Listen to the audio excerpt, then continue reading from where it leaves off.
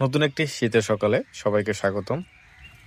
আমি সকাল সকাল চলে এসেছি আমার আমার ডায়মন্ড ডাব ঘুঘুর বাচ্চা দেখতে।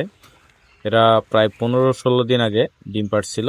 এরপর দুটি ডিম পেড়েছিল, দুটি থেকে দুইটি বাচ্চা হয়েছে এবং বাচ্চাগুলা মোটামুটি সুস্থই আছে।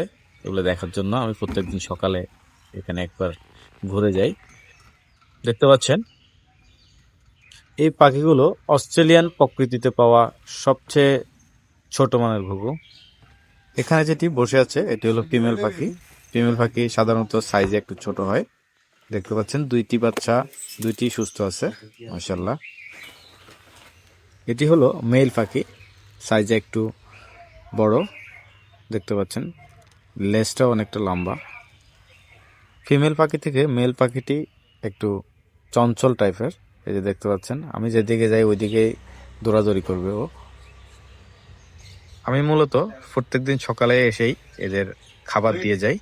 দেখতে পাচ্ছেন এদের খাবার কিরকম হয়, ছোট ছোট দানাদার এবং ধান টাইপের খাবার এরা পছন্দ করে।